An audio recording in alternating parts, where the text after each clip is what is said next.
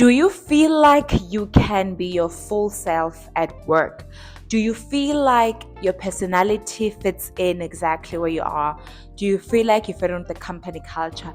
And more so, and more importantly, do you feel like you could get promoted and climb the corporate ladder, quote unquote, being exactly as you are, not needing to change yourself, not needing to lie, not needing to filter anything, not needing to practice anything, just being yourself? Do you feel like that's the case for you?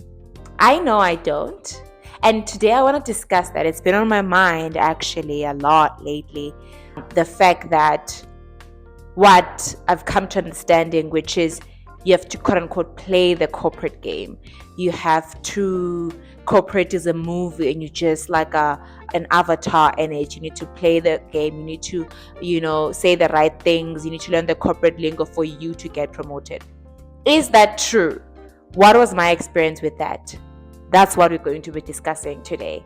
Hi, my name is Sinet Temba. I am an economist. I have a master's degree in economic science, but I also work as a consultant. I'm very passionate about strategic and consulting work. I haven't been in corporate that long, but I've seen enough. Okay, and my channel is mostly focused on me discussing my experiences from a black young female's perspective, what I've experienced.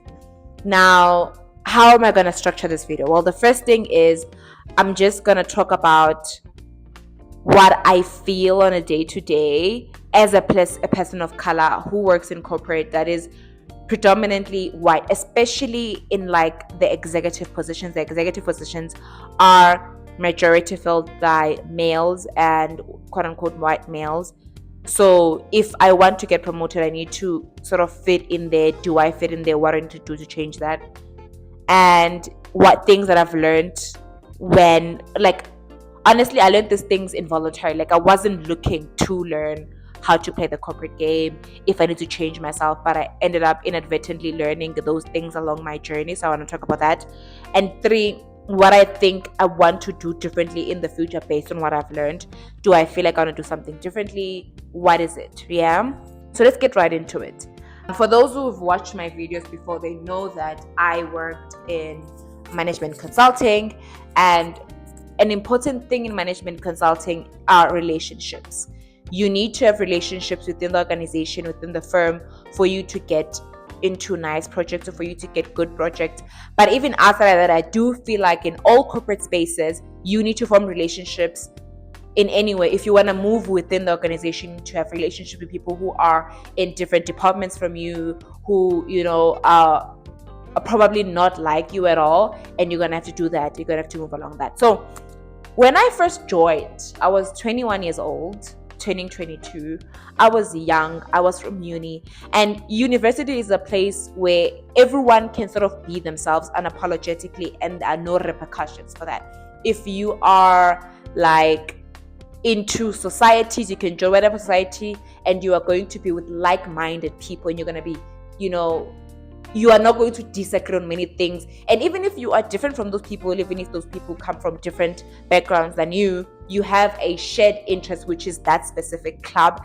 And that alone, well, you don't have to sort of warp yourself because you already have that shared value. Or even if it's not a club, you usually gravitate towards people that are like you. You're going to have black friends if you're black. You're going to have like brown friends if you're brown.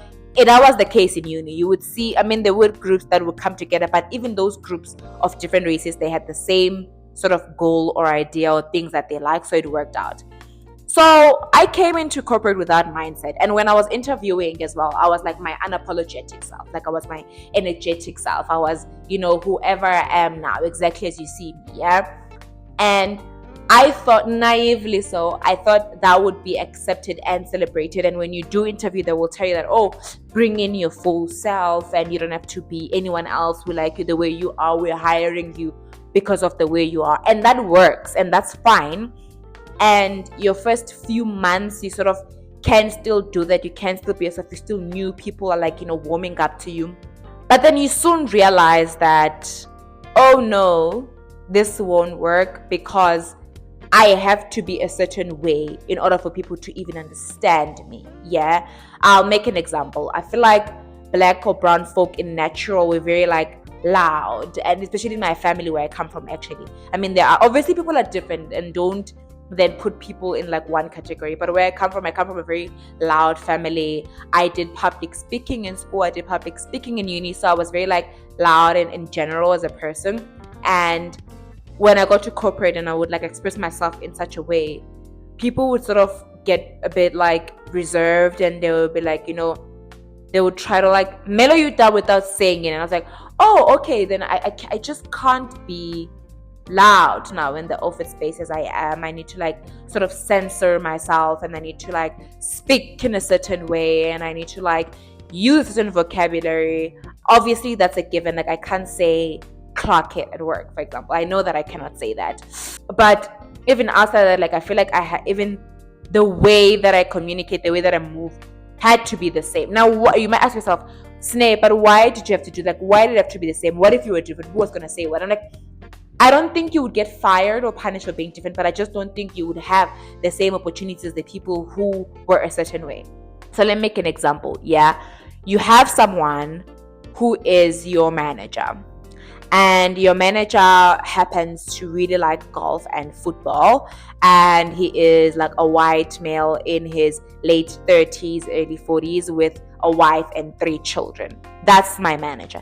That's the person that I have to get along with. That's the person that I have to like sort of, because I do think that in order for you to also form relationships at work, like even professional relationships, you have to find something outside of the work to talk about. Like, small talk is very important, right? So you need to figure out what you're going to do in small talk so that you connect with the individual. I think that is important, and I'm not against it. I am against people in the workplace trying to connect from an individual point of view, even if it's not like, oh, tell me your deep darkest secret, but like talking about what you find interesting, talking about your interests, talking about your values. So I was like, okay, I have this male white who is in his late 30s, early 40s, who likes golf, is married with 3 kids, for example. Just making an example here. I am a 22-year-old, 21-year-old black female who comes from the township, who has predominantly black females, never played golf, does not have children, and we have to find something we can connect on. That was so hard. Like, every time I would have these get to know you coffee chats, it would just feel like such a drag, and it would be so like tedious. And if something you are averse to it and you don't like doing it, obviously you're gonna avoid doing it. Yeah, so I really did avoid having these coffee chats. I really did avoid talking about anything else that is outside of the work or the scope of what we were doing. And that sort of put a hinder on me forming relationships, and it put a hinder on me getting into really cool projects. And I could see that it could have put a hinder on me like getting promoted in the future. So then I made this thing, like, I cannot be myself. I need to figure out a way to adjust in different situations around different people. Yeah. So learn about golf. Okay, the only thing I know about golf is Tiger Woods, and that there's holes. So what else? Not only that, like, watch soccer, watch a form of sport, so that if people do sort of bond over sports. So if I then am in conversation with someone who likes soccer, can talk about Real Madrid, can talk about Lionel Messi and whatnot. And even if I don't find these things interesting, I think when I can bring that up and that person can sort of like, because they're passionate about this, right? They know this, they like this, then that would sort of help me get to know them even more on a deeper level, because I'd get to hear them or listen to them explain this one thing that they're very passionate about. Yeah. So I was like, okay, I have to change myself a little bit. And now here's the thing. Yeah. Being a different person every day is exhausting. Like, leaving your authentic self at home to fit in at work is exhausting. It will become exhausting very quickly. So yeah, I was exhausted, and I learned something from that. What did I learn? What I learned is, not that I found an answer, but what I learned is that I need to figure out and decide what is more important to me. I'm not saying that being your authentic self won't get you promoted, but from what I've seen, you won't be celebrated in a corporate space if you are like loud and wear loud colors, and like it will be considered inappropriate, and it will be considered like not very work kosher, like not very kosher when it comes to the workplace. So I was like, I need to make a decision. Do I want to progress quickly in my career, or do I want to be my full authentic self, that when I go to work, I don't feel depressed, and I don't go, okay, 3, 2, 1, go, oh, good morning, sir, how are you? Yes, I did watch soccer. Yes, I did watch this. Oh, do I want to be my full self? I'm like, oh my god, yes, oh my god, I watched this reality show. It was so fun.